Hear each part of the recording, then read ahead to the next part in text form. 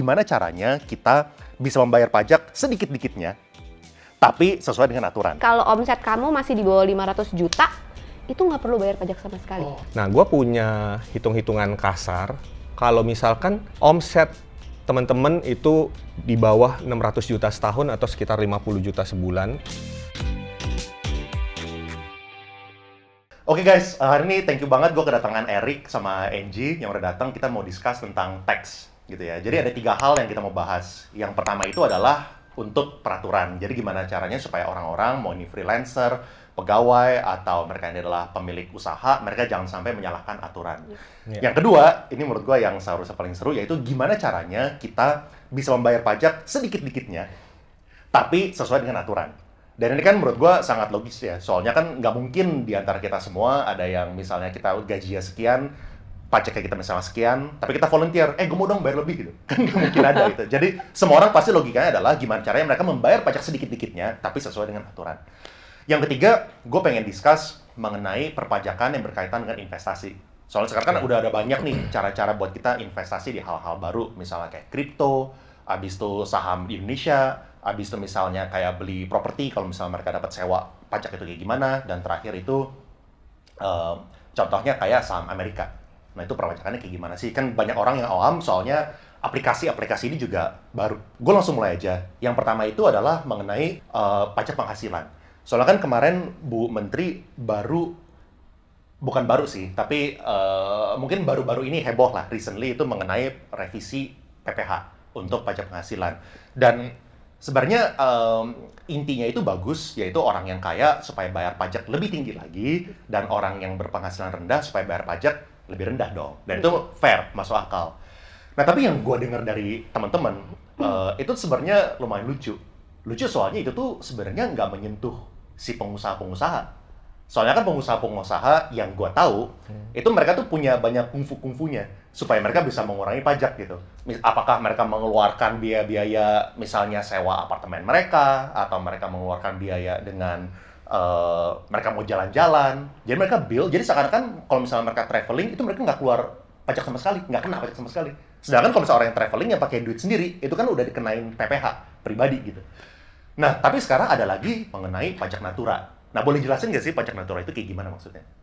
Oke, jadi kita mungkin dari definisi naturanya dulu ya. Jadi kalau di pajak itu sebenarnya pakai definisinya tuh biasanya natura dan kenikmatan. Jadi itu 2 hal yang berbeda sebenarnya. Natura itu adalah kayak imbal jasa kita, kayak kita dibayar gitu ya, tapi menggunakan barang.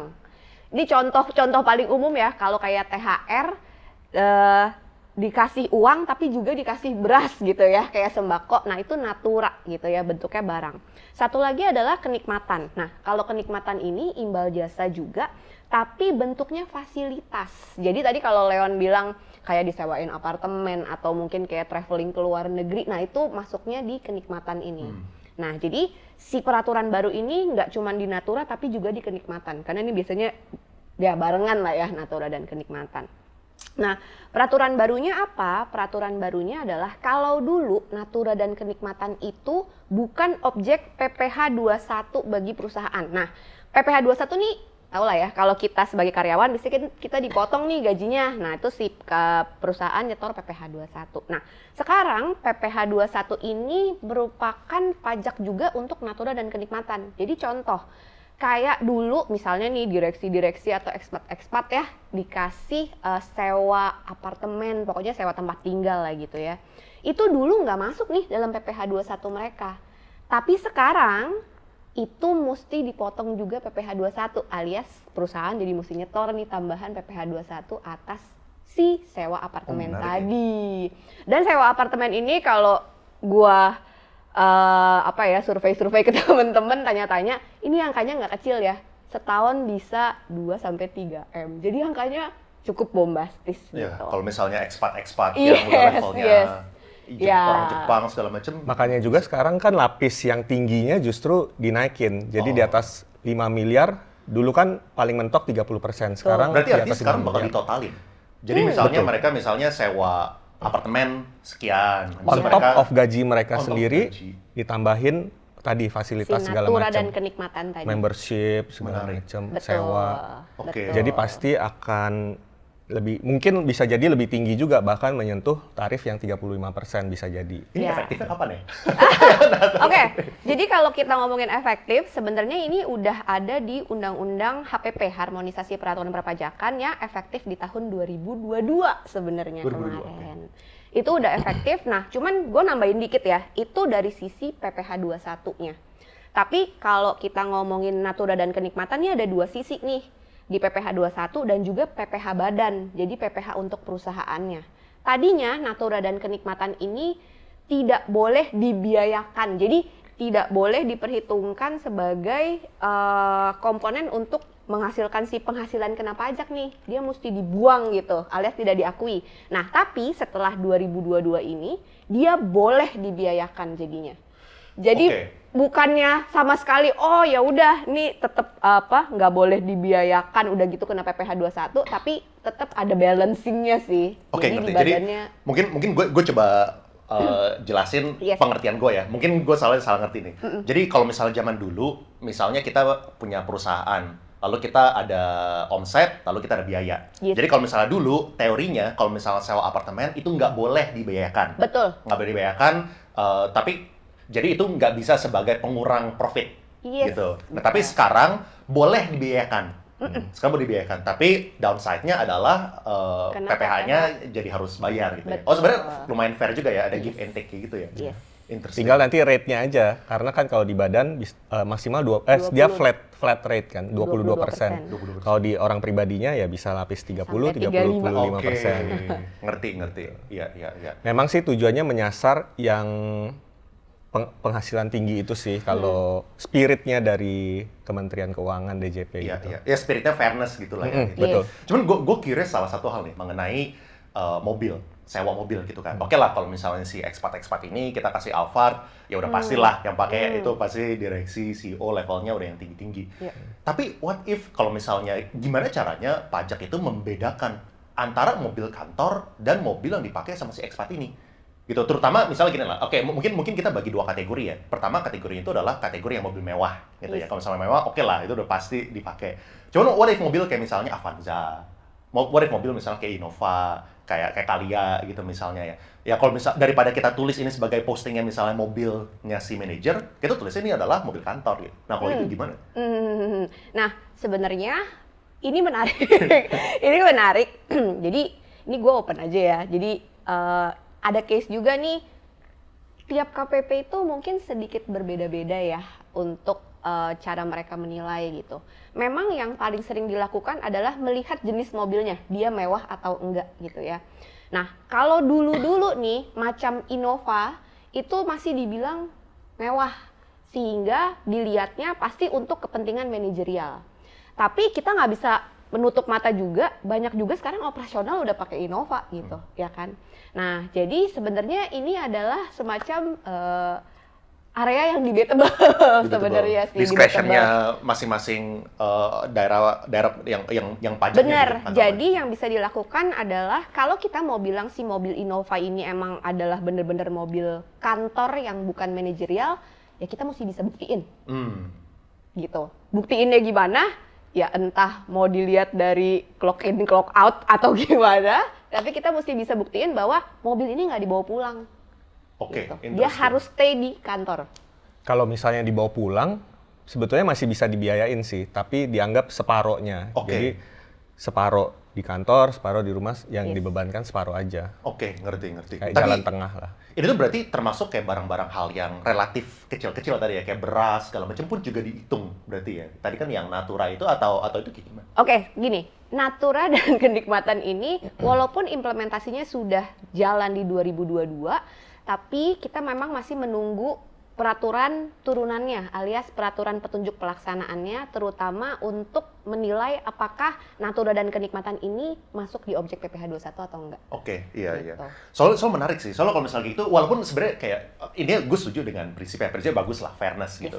Cuman secara prakteknya ya, kalau misalnya kita pikir-pikir, maksudnya kalau misalnya kayak beras, maksudnya kalau misalnya tadi kayak THR mereka dikasih sesuatu, itu gimana bedainnya ya? Maksudnya kayak kadang-kadang kan kita juga beliin buat anak-anak kantor, barang, buat mereka konsumsi bareng-bareng, atau enggak, ya ini kayak ya cemilan anak-anak kantor lah, Yes. kadang-kadang ada kue atau ada apa. Yes. Nah itu kan kalau misalnya gimana cara membedakannya, dan kalau misalnya kita, ya yang gue khawatir tuh nanti jangan sampai ini dijadikan main buat oknum-oknum gitu. Misalnya ini diulik-ulik gitu, ini kayak ada kue, ada apa, misalnya hal-hal yang kecil-kecil gitu. Cuman gue yakin lah kayak harusnya pemerintah juga fokusnya ke yang gede-gede dan yang penting-penting gitu, yang bukan yang kecil-kecil sih. Memang secara peraturan ada, kalau misalnya itu disediakan untuk seluruh karyawan, itu sebetulnya boleh Oke, dibiayakan. ngerti. Ya. Biasanya kita mengelolanya itu dengan, ini rada teknis ya, biasanya kita siapkan akun yang berbeda. Jadi di Oke. pembukuannya kita bedakan akunnya, jangan digelontorin semua dalam satu akun, nanti kan jadi ribet misah-misahnya. Nah dengan Oke. kita pisahin, kita lebih enak ngomongnya. Kalau yang ini memang buat semua, jadi ya harusnya boleh dibiayain, kalau yang ini seperti apa. Oke. Nah terus gue pernah bikin video mengenai pajak kemarin. Terus banyak yang komen itu adalah mereka tuh nggak sudi bayar pajak. Soalnya mereka rasa ini banyak yang pakai buat korupsi lah, habis itu IKTP lah, habis itu gue udah cerita lucu sebenarnya waktu gue baca komen kayak gitu ya. Gue tuh keinget waktu gue pernah ke Gandaria, ada salah satu zebra cross. Itu tuh dibikin, tapi zebra crossnya dibikin tengah-tengahnya ada pagar. Jadi buat kita nyebrang itu kita harus lompat gitu. Jadi maksudnya kan hal-hal kayak gitu itu jadi Oke. mikir ya, aduh sayang juga ya kita bayar pajak tapi kok jadinya nggak efisien, mungkin mereka nggak koordinasi segala macam. Ya mungkin ini contohnya, tentunya nggak semua ya. Gue berharap dengan pemerintah sekarang juga banyak yang udah improve lah, membaik gitu lah. Nah tapi masih ada yang kayak gini yang bikin kita tuh mikir, aduh sayang juga ya kalau misalnya kita bayar pajak gitu loh. Nah menurut lo kayak gimana?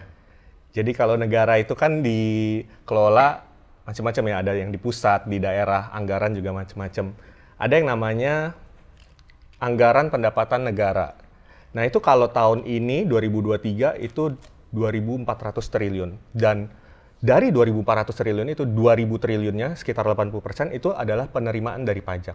Jadi pasti erat kaitannya antara anggaran negara pendapatan dengan pajak. Jadi pajak itu peranannya penting. Nah sekarang di sisi pengelolaan mungkin ada hal-hal yang perlu ditingkatkan. Tapi gue juga mau balancing dengan sisi pembayar pajaknya juga, kitanya sebagai wajib pajak. Ada yang namanya rasio kepatuhan. Jadi itu sih sekedar jumlah yang melaporkan SPT dibandingkan total wajib pajak. Nah ini kalau data terakhir itu wajib pajak badan itu kepatuhannya masih di 60%. Kemudian wajib pajak orang pribadi non karyawan itu bahkan di 45%. Jadi apa yang mau gue sampaikan, memang ada dua sisi ya selalu dalam sesuatu itu. Dari pemerintahnya juga harus semakin baik, dari sisi kitanya juga semakin baik, semakin patuh gitu sih. Jadi kalau dari DJP gue lihat pribadi ya, banyak hal-hal yang sudah dilakukan yang improve baik secara sistem, kemudahan, kemudian simplifikasi perpajakan dan segala macam. Jadi itu hal yang baik. Walaupun memang ada hal-hal yang masih perlu ditingkatin sih. Iya, Tapi harus dua belah sisi sih menurut ngerti. gua. Nah terus tadi kan lu bilang kan mengenai kepatuhan pajaknya ternyata masih di angka segitu kan? Tadi berapa? 60% 60% untuk sama wajib pajak wajib badan. pajak. Kalau orang pribadi non karyawan 45%. 80%. Nah ini berarti kan mungkin mereka itu kan ada beberapa kategori orang lah ya. Ada yang emang nggak mau bayar pajak, ada orang yang mungkin emang nggak tahu caranya, dan Benar. ada orang yang mungkin tahu mesti tapi mereka nggak tahu dampaknya gitu. What if mereka tuh nggak bayar gitu kan? Dan makanya yang gue pengen tanya tuh ini, apalagi ini terutama misalnya kayak UMKM gitu ya, atau nggak freelancer gitu ya, yang dari segi omset mungkin satu tahun warung-warung bisa aja 100 juta, 200 juta, 300 juta. Berarti kalau misalnya kita bulanin kan kayak 10 juta, 10 juta kayak gitu kan. Kan kalau misalnya kayak gitu kan nggak mungkin lah mereka bisa meng-hire orang finance, orang accounting gitu-gitu kan. Nah itu kayak gimana ya buat mereka ya? Oke. Dan juga implikasinya apa kalau misalnya mereka itu nggak lapor gitu? Oke. Nah, jadi kita ngomongin nih UMKM ya. Kita ngomongin UMKM dulu. Jadi gue kasih contoh, kita bahas ranah orang pribadi dulu nih. Orang pribadi yang berdagang atau berusaha. Nah, memang DJP ini nggak menyamaratakan semua wajib pajak ya. Dari mulai yang kecil banget sampai yang gede banget itu pajaknya sama, enggak. Karena memang UMKM ini akan banyak dapat kemudahan. Nah, kalau untuk orang pribadi yang berdagang atau berusaha, sebenarnya kita mengenal namanya ada PPh final UMKM. Besarnya berapa? Besarnya adalah 0,5% Dari apa? Dari omset. Jadi nggak usah pusing-pusing untuk ngitung, oh saya untungnya berapa sih tahun ini misalnya gitu ya. Itu diberikan kemudahan, bayar aja pajaknya 0,5% kali omset kamu berapa, itu yang dibayarkan tiap bulan. Jadi kita tahulah tiap bulan kira-kira omset kita berapa, itu aja di-store pajaknya. Ditambah lagi, sebenarnya ada tambahan lagi nih dari pemerintah. Yaitu kalau untuk orang pribadi, UMKM, UMKM di sini maksudnya yang omsetnya di bawah 4,8 miliar ya dalam 1 tahun, itu ada tambahan kayak pengecualian, which is kalau omset kamu masih di bawah 500 juta, itu nggak perlu bayar pajak sama sekali. Oh, interesting. Oke. Yes. Nah, kalau seandainya omset kita itu sudah melebihi 500 juta, misalnya nih, mulai di angka 501, nah itu 1 jutanya yang baru mulai kehitung argo 0,5%. Sampai di angka 4,8 miliar. Nah, oke, gue punya follow up question ya mengenai itu. Berarti kan teorinya semua UMKM kan bikin PT buat itu kan. Dan kalau misalnya bikin PT ya kalau misalnya di bawah 500 berarti nggak kena 0,5%, dan di atas 500 itu berarti kena 0,5%. Koreksi dulu, kalau Oke. dia berbentuk PT, nggak kena yang 500 itu. 500 Oke. juta Hanya tidak untuk kena pajak, hanya untuk orang kemudahan untuk pribadi. orang pribadi aja. Orang pribadi. Iya. Oke, ini menarik. Berarti kalau misalnya orang pribadi, misalnya nih, gue buka warung gitu kan, atau enggak, ini termasuk, sama nggak kalau misalnya kayak gue jualan barang sama jasa? Diberi modal juta. Misalnya gue videographer atau gue ini freelancer.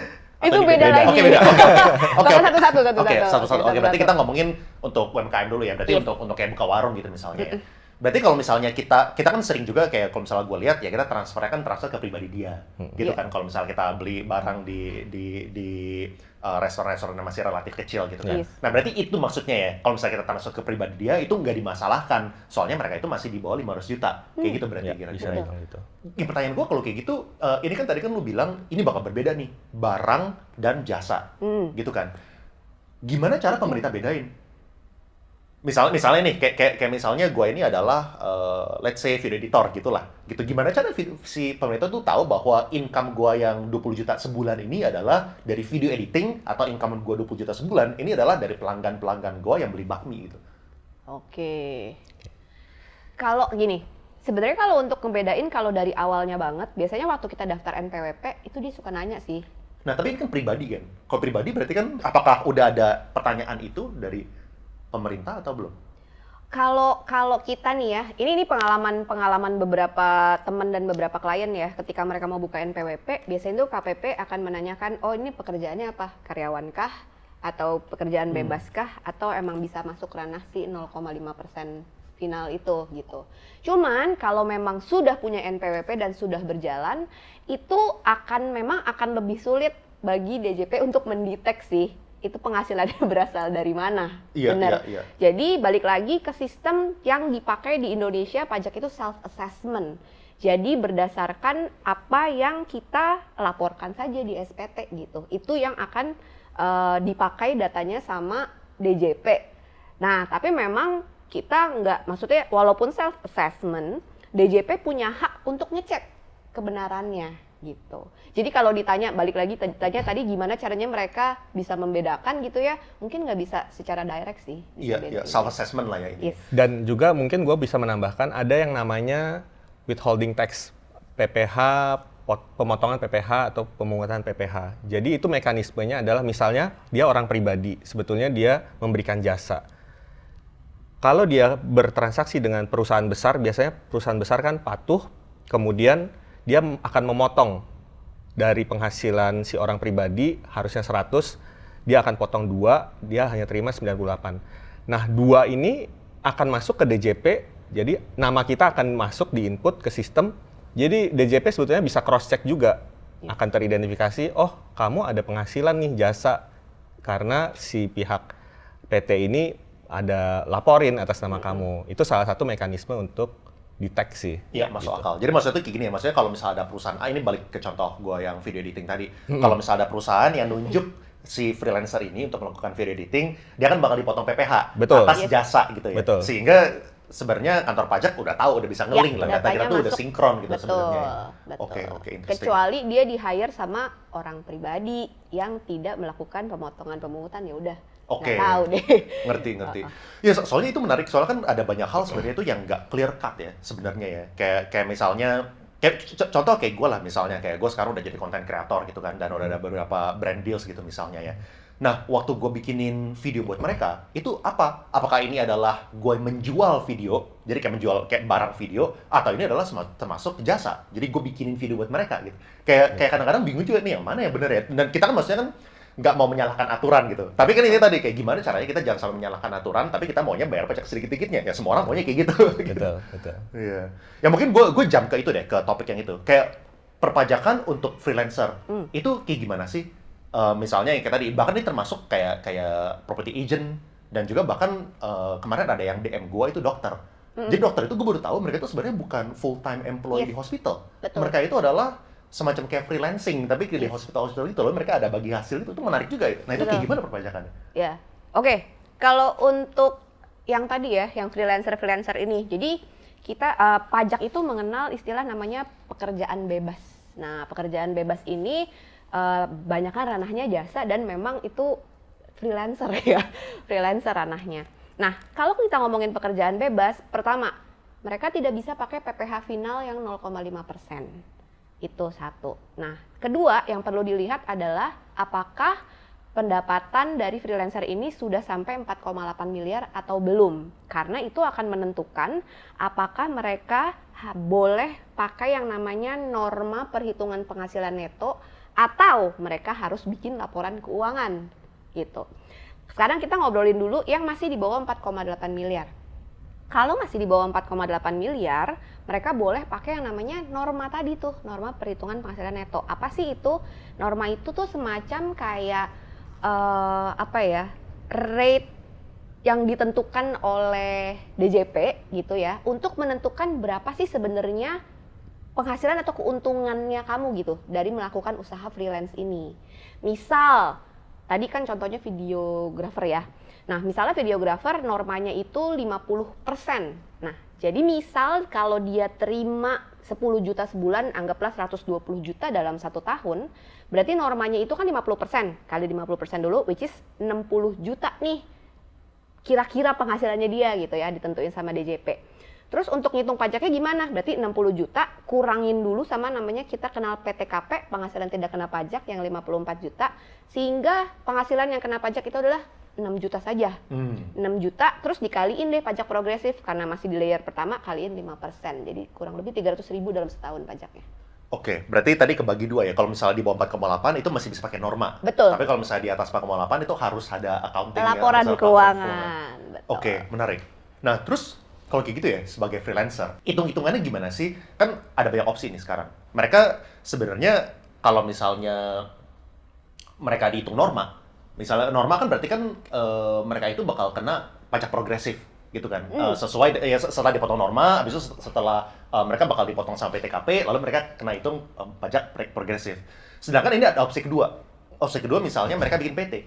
Gitu kan, misalnya mereka bikin PT aja, dan mereka ini masih adalah PT UMKM, jadi di bawah 4,8 dan mereka kena 0,5%. Gitu kan, dan kalau misalnya mereka 0,5%, waktu mereka tarik duitnya, mereka kena dividen. Mereka bisa pakai dividen, dan dividennya itu kan 10%, tapi mereka bisa juga pakai, gue nggak tahu program namanya, tapi bisa kena 0% juga, asalkan ada ketentuan-ketentuan berlaku gitu kan.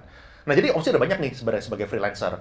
Lo bisa sendiri, lo bisa bikin PT, dan sekarang kalau nggak salah ada PT yang baru, ada PT perorangan, dan sekarang ada juga CV, gitu kan. Nah, dari 4 ini, kayak yang mana yang seorang freelancer, si dokter, si agent itu harus lakukan gitu? Yang paling cuan tuh yang mana buat mereka?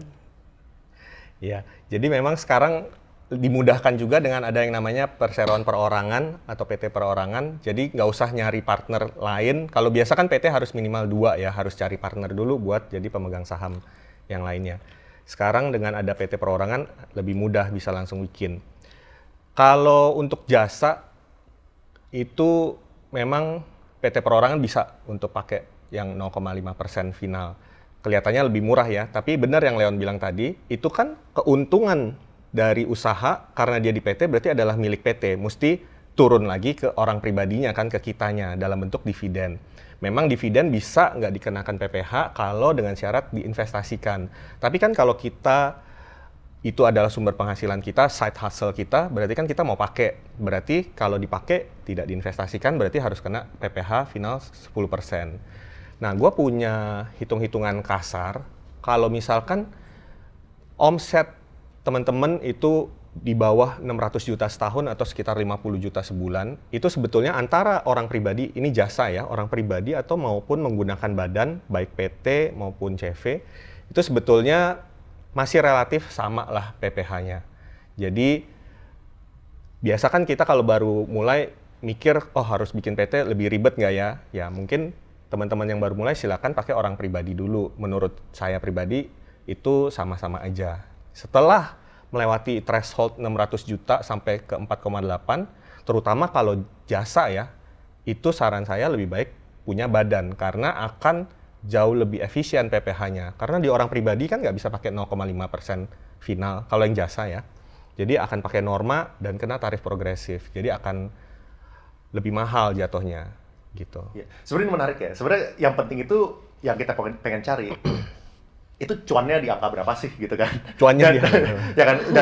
Dan soalnya kan jawaban apakah mereka itu mau pribadi, mau pakai PT atau yang lain, ya itu kan tergantung dari kondisi mereka kan. Yang kita dulu bilang, kalau misalnya penghasilan masih sekian, ya nggak usah repot-repot, mendingan perorangan aja. Tapi kalau sudah di angka sekian, mendingan pakai PT.